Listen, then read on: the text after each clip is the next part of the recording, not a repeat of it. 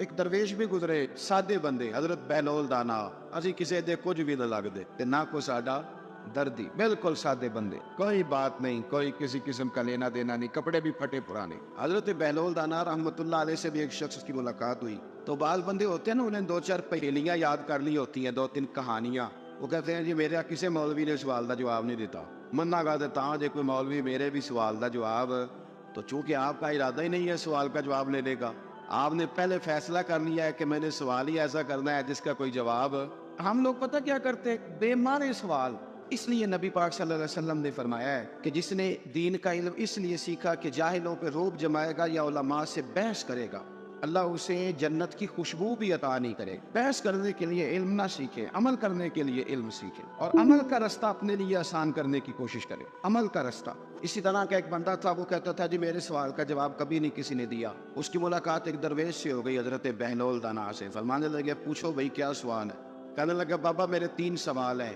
ایک تو یہ بتائے کہ اگر رب ہے تو وہ نظر کیوں نہیں آتا اور دوسری میرا سوال یہ ہے کہ اگر جو کراتا ہے شیطان کراتا ہے تو انسان کو سزا کس بات کی اور تیسری بات یہ کہ آپ کہتے ہیں کہ شیطان جن ہے آگ سے بنا ہے تو اسے بھی آگ میں ڈالا جائے گا تو آگ کو کیسے جلائے گی پہلی بات یہ کہ رب ہے تو نظر کیوں نہیں آتا اور دوسری بات یہ کہ اگر سارا کچھ شیطان کراتا ہے تو پھر انسان کو سزا کس بات کی اور تیسرا سوال میرا یہ ہے کہ اگر شیطان کو آگ میں ڈالا جائے گا تو وہ تو خود آگ سے بنا ہوا ہے تو آگ کو کیسے جلائے گی تو حضرت بہلول دانا تھوڑا سا سوچنے لگے تو اس نے بڑی سخت بات کی کہنے لگا مجھے پتا تھا جواب آپ کو بھی کوئی نہیں آتا دیکھا نا پڑ گیا نا سوچ میں نیچے ایک روڑا پڑا تھا مٹی کا اینٹ کا نہیں مٹی بھی کئی دفعہ خشک ہو جائے نا دھوپ میں کچی مٹی بھی تو روڑا تگڑا بن جاتا ہے مضبوط روڑا پڑا تھا حضرت بہلول دانا نے آؤ دیکھا نہ تاؤ دیکھا روڑا اٹھایا اور زور سے سر میں دے مارا اب وہ سر میں روڑا لگا خون بڑا بہہ گیا جا کے اس نے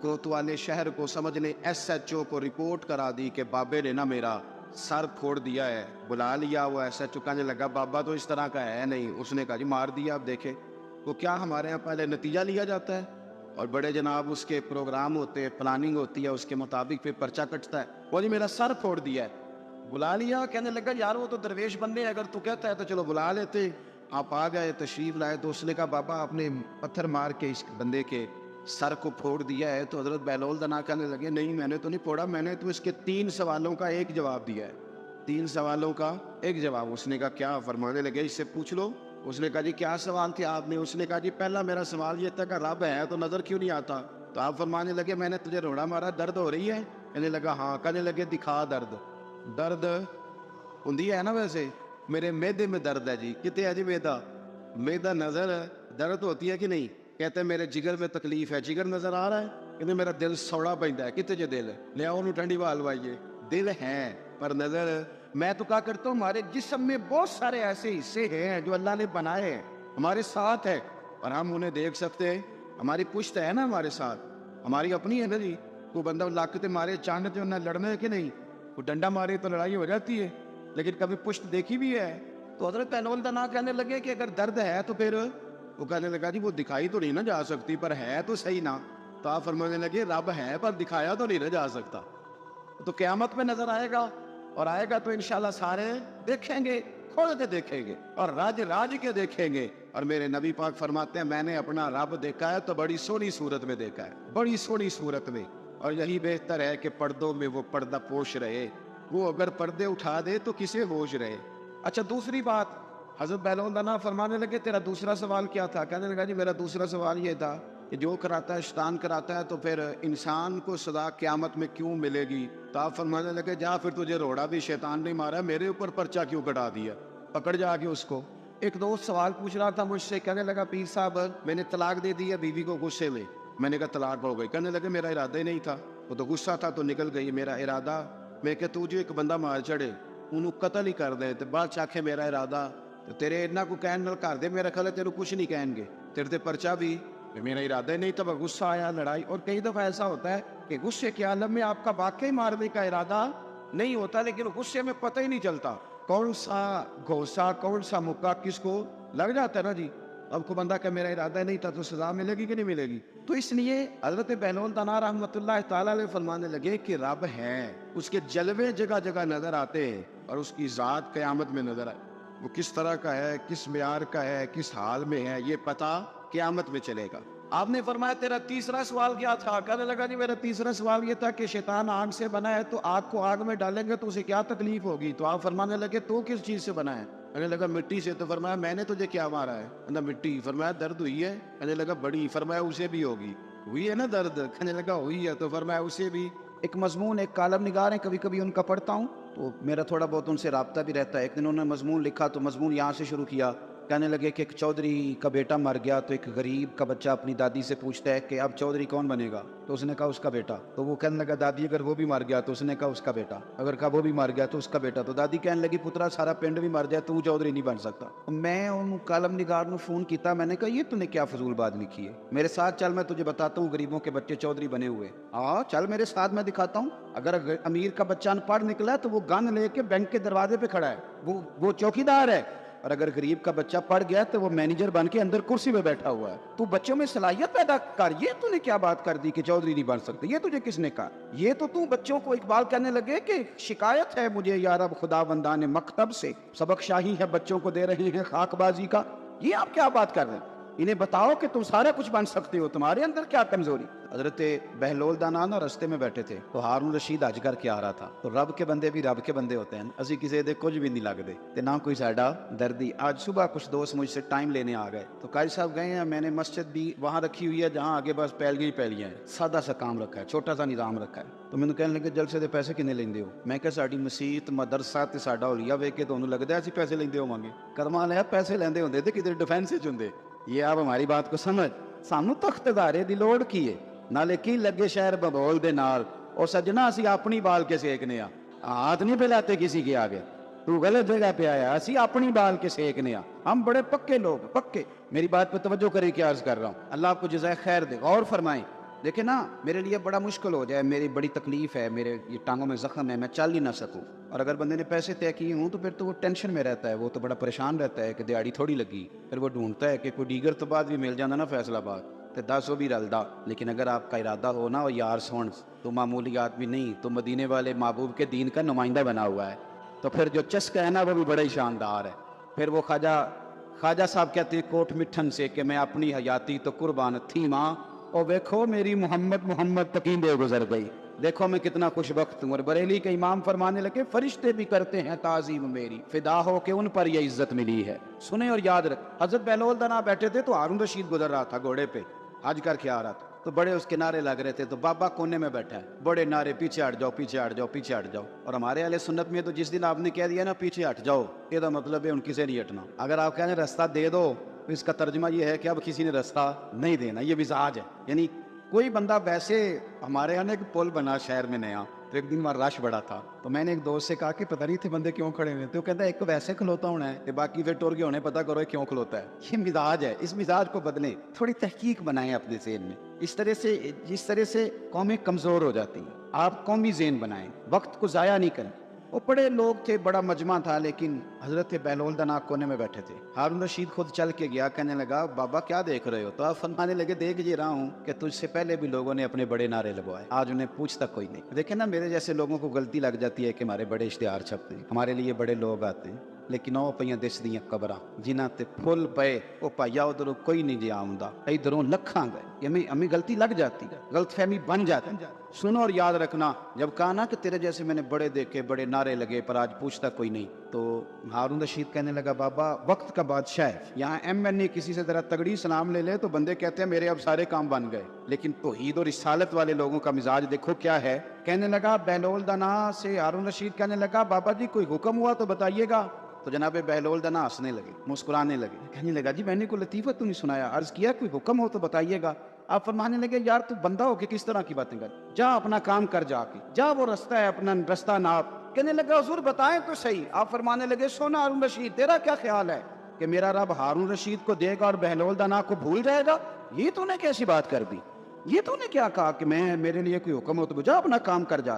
یہی حال جو میرے محبوب کے ماننے والے ان کا ہے۔ دیکھو میں اپنے مدرسے کے طالب علموں سے کہتا رہتا ہوں، لوگوں کے سامنے ہاتھ پھیلاؤ گے تو تمہاری بھوک بڑھے گی۔ لالچی آدمی جو ہوتا ہے اس کی بھوک روز بڑھتی ہے، یہ نفس کی بھوک ہے نا، یہ جن لوگوں کو اچھا کھانے کی طلب لگ جاتی ہے نا، صبح کے ٹائم پائے سے ناشتہ کر کے نا تو ان کا ارادہ ہوتا ہے کہ آج شام کو میں نے برگر کھانا، یہ طلب ہے۔ نفس بچہ ہے، جتنی بڑھائیں گے نا یہ بڑھ جائے. اور اگر آپ کا خیال ہے نا یار کمر سیدھی کرنے کے لیے کھانا ہے تو پھر اچار اور اس پہ، وہ میری والدہ کہا کرتی تھی، میرے ابا جی ان سے کہتے تھے کہ تم چار پالا ہے تے بڑولے چ دانے پالا ہے تے گرمیاں پرواہ کوئی نہیں، تو پھر اس میں بندہ سکھی رہتا ہے. پھر قناعت والی زندگی، پھر زندگی حسین ہو جائے. میرے بھائی سمجھ لیں اس کو. اگر آپ کا رب رسول سے رشتہ ہے، میں طالب علموں سے کہتا ہوں خدا را یہ مزاج نہ بنانا 2-4 ہزار دن میں جمع کرنے، آپ کنگال ہو جائیں، آپ کے پاس کچھ نہیں رہے. آپ کے اندر جو سینے کی علم کی دولت ہوگی نا، نور ہوگا، وہ بڑا مسئلہ بن جائے گا. آپ نے اس کا ریٹ لگا لیا، آپ نے کہہ لیا کہ یہ میرا گلا ہے، میرا سور ہے، میری آواز ہے، یا میرے اندر کوئی سرکار کی محبت ہے، یہ 40,000 ڈیلی کی ہے. پھر آپ کمزور پڑ جائیں. اور اگر آپ کہیں گے کہ سب سے زیادہ کرم ہی میرے اوپر ہے، تو پھر میرے اعلیٰ حضرت فرماتے ہیں دنیا داروں سے نہ مانگ، کون دیتا ہے دینے کو منہ چاہیے. تو بشر آفی رحمت اللہ علیہ سے سارا زمانہ پیار کرتا تھا. بغداد کا ایک تاجر کہتا ہے مجھے نہیں بابا اچھا لگتا. ہمارا اپنا اپنا ذہن ہے نا، ہم کہتے ہیں میں نے جدھر ساری دنیا جا رہی ہے وہاں نہیں جانا. کہتے ہیں کہ بابا مجھے نہیں اچھا لگتا تھا نا کہ سارا بغداد عزت کرتا. کیوں نہیں اچھا لگتا تھا؟ کہتے اس لیے کہ بابا نا صرف فرض مسجد میں پڑھتا تھا، باقی نماز گھر جا. تو میں کہتا تھا اتنا ولی ہے تو باقی بھی مسجد میں پڑھے. کہتے ایک دن میں نے کہا جسوسی کرنی ہے اس کی، جو کہ اسلام میں منع ہے. کہتے حضرت بشر آفی رحمۃ اللہ علیہ نے جمعے کے فرض پڑھے، فرض پڑھ کے نکل گئے دوڑ کے. فرماتے ہیں میں پیچھے ہو گیا، میں نے کہا میں نے سنتیں چھوڑ دی ہیں پر اس کا پتہ کرنا ہے، سنت نفل بعد میں پڑھوں گا. کہتے ہیں حضرت بشر آفی جلدی سے نا ایک کباب والی دکان پہ گئے، وہاں سے کباب خریدے. اور میں نے کہا بوڑھے کی عمر دیکھو اور اس کے ذائقے دیکھو، اس عمر میں بھی کباب کھائے گا. اوئے ہوئے، مولوی کو روٹی نے ستایا تھا اس لیے سنت اور نفل چھوڑا ہے. کہتے تھوڑا سا وہ آگے بڑھے تو نان بھائی کی دکان سے نا نان خریدے. میں نے کہا دیکھو یار، دیکھو اس کے ذائقے، گرم نان کھائے گا. بہت سارے لوگ بغداد میں رات کی روٹی کھاتے پر یہ گرم کھاتا ہے. کہتے حضرت وہ نان اور کباب لے کے نا جنگل کی طرف مڑے تو میرے دل میں خیال آیا یار بڑا اس آدمی کا عجیب ذہن ہے، یہ اب سبزے پہ بیٹھ کے یہاں موج کرے گا، کھائے پیے گا، اور سنت نفل چھوڑ دی، اللہ ہزاروں مرید ہے. کہتے حضرت جنگل میں داخل ہوئے، تھوڑا سا سفر کیا تو کچی آبادی آ گئی. ایک کچے مکان کی ٹوٹا ہوا دروازہ، باہر سے کنڈی لگی. بغداد کے ننگے پاؤں چلنے والے ہزاروں مریدوں کے اس پیر نے کنڈی کھولی، اندر گئے. ایک فالج زدہ بابا جی بیٹھے. کہتے حضرت بشر آفی نے اپنی ایک پگڑی کھولی اور اس آدمی کے منہ سے پانی نکل رہا تھا، رال ٹپک رہی تھی. کہتے پہلے اپنی پگڑی سے منہ صاف کیا، پھر پیالے سے پانی ڈال کے منہ دھویا، پھر حضرت اس کے ٹانگوں پہ کپڑا ڈال کے روٹی کا لقمہ توڑ کے اس کے منہ میں ڈال کے کہنے لگے بابا ناراض نہ ہونا، جمعے والے دن مجھے دیر ہو جاتی ہے، ابھی تو میں نے سنت اور نفل بھی پڑھنے ہیں، ناراض نہ ہونا، مجھے دیر ہو جاتی ہے. کہتے ہیں وہ بابا رو پڑا اور کہنے لگا بشر یار 14 سال ہو گئے تو روز آتا ہے. 14 سال یہ ایک صدی کا قصہ ہے، 2-4 برس کی بات نہیں. 14 سال سے تو روز آتا ہے، میں پتہ نہیں کب تک لاش بنے پڑا رہوں گا، تو کب تک آئے گا. حضرت بشر آفی نے بابے کے آنسو پوچھ کے کہا بابا فکر نہ کر، آج کے بعد یہ جملہ نہ کہنا کہ تو میرے لیے بوجھ ہے. فرمایا لوگ سمجھتے ہیں کہ میں نے عبادت کر کے مقام پایا ہے، لوگ سمجھتے ہیں میں نوافل زیادہ پڑھتا ہوں، دنیا جانتی ہے کہ میری رات کی تسبیح زیادہ مضبوط ہے، اور میں ان میں سے کوئی بات بھی نہیں. میں تو تیری نوکری کرتا ہوں تو اللہ نے میری عزتوں میں اضافہ فرما دیا ہے. سوچ ہی صاف نہیں، نظریہ ہی ٹھیک نہیں، فکر ہی ٹھیک نہیں. اسلام نظریے کا مذہب ہے، سوچ کا. مسند امام احمد بن حنبل کی حدیث سنی، جب انسان نے روزہ رکھا ہوتا ہے نا تو روح ویسے ہی پاک ہوتی ہے اس کی. میں نے یہ سوچا کہ کچھ باتیں ایسی کی جائیں جس سے تھوڑی سی سوچیں بھی تبدیل ہو، کچھ سوچوں کا وضو، سوچوں کا غسل، افکار و نظریات کی بھی بات ہو. ہم سمجھتے ہیں کہ شاید کثرت عبادت اصل ہے. اقبال کہتے ہیں یہ ذکر نیم شبی، یہ مراقبے، یہ سرور تیری خودی کے اگر نگہباں نہیں تو پھر کچھ بھی نہیں. تیری خودی کے اگر، اور پھر عام چیز نہیں کہا یہ ذکر نیم شبی، سویرے سحری کا ذکر، یہ مراقبہ، یہ جو تو گھنٹوں اللہ کی یاد میں بیٹھا رہتا ہے، یہ سرور. کہتے بے کیف عبادت نہیں، سرور والی. یہ ذکر نیم شبی، یہ مراقبے، یہ سرور تیری خودی کے اگر نگہباں نہیں، اگر تیرے نظریے کو نہیں بدل سکے، تیری سوچ نہیں بدل سکے، تیرا ایمان مضبوط نہیں کر سکے، تیری خودی کے اگر نگہباں نہیں تو پھر کچھ بھی نہیں. اور خرد نے کہہ بھی دیا لا الہ الا اللہ تو کیا حاصل؟ دل و نگاہ اگر مسلمان نہیں تو پھر کچھ بھی نہیں. دل و نگاہ. اقبال کہتے ہیں ایک دل کا کلمہ پڑھ، دوسرا نظر کا کلمہ پڑھ، ان پہ پابندی لگا. دل و نگاہ اگر مسلمان نہیں تو پھر تو کچھ بھی نہیں، کچھ بھی نہیں. حضرت انس بن مالک کہتے ہیں میں حضور کے پاس بیٹھا تھا، حضرت عبداللہ ابن عمر بھی بیٹھے تھے، کوئی بات ہو رہی تھی، ایک حجرے میں بیٹھے تھے، دروازے پہ دستک ہوئی. مسند امام احمد میں حدیث ہے، نبی پاک علیہ السلام نے فرمایا انس دروازہ کھولو. دروازے پہ وہ بندہ ہے جس کو اللہ بغیر حساب کتاب جنت عطا فرمائے گا، وہ بندہ ہے دروازے پہ. حضرت انس بن مالک کہتے ہیں میں نے دروازہ کھولا تو بندہ دیکھا، غریب سا ایک انصاری صحابی، اور بندہ بڑا سادہ، وضو تازہ کر کے آیا ہے تو پانی کے قطرے داڑھی سے بہہ رہے. اور چمڑے کے جوتے اس نے لپیٹ کے نا تو بغل میں چھپائے ہوئے آ کے عطایات کی حالت میں بیٹھا، حضور سے 2-4 باتیں کی، چلا گیا۔ ہم اس کا رنگ دیکھتے رہے اور مصطفیٰ کا کرم دیکھتے رہے۔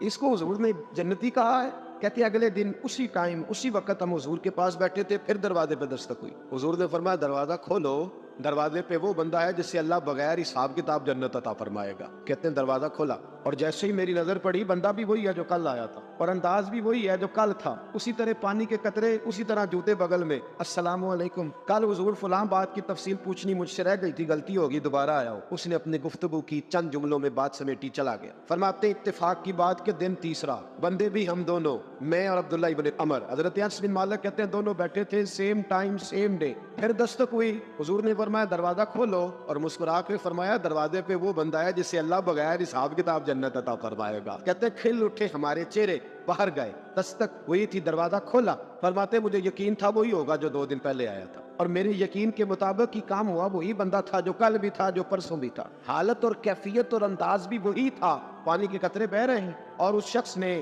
جوتے بغل میں دبائے ہوئے خدمت میں حاضر ہوا، بیٹھ گیا، بات چیت کی، چلا گیا۔ حضرت انس بن مالک کہتے ہیں تھوڑی دیر ہوئی تو حضور بھی تشریف لے گئے۔ حضرت عبداللہ ابن عمر مجھے کہنے لگے یار ویسے کتنے اس کے نصیب ہیں، کوئی آیا لیٹ کے چلا گیا، کوئی عمر بھر بھی نہ پا سکا، میرے مولا تجھ سے گلا نہیں، یہ تو اپنا اپنا نصیب ہے، یہ تو اپنا اپنا، اور نہ کسی کے حال پہ طنز کر، نہ کسی کے غم کا مذاق اڑا، وہ جسے چاہے جیسے نواز دے، یہ مزاج لطف رسول ہے صلی اللہ تعالی علیہ وسلم۔ کہتے ہیں ہم لوگ گفتگو کرنے لگے، عبداللہ ابن عمر مجھ سے کہنے لگے یار ویسے پتہ کرنا چاہیے یہ کون سا عمل کرتا ہے، پتہ کرنا، جیسے ہم نہیں پتہ کرتے کہ یہ بندہ بڑا چمک گیا، پتہ کرو کون سا کاروبار کرتا ہے، ذرا اس کی جاسوسی تو کرو۔ اور بندے بھی بڑے سمجھدار ہیں، وہ سائیڈ بزنس نہیں بتاتے، وہ کہتے ہیں وہ جو میرا علیحدہ ہے وہ نہیں بتانا، کہیں یہ نہ شروع کر لے۔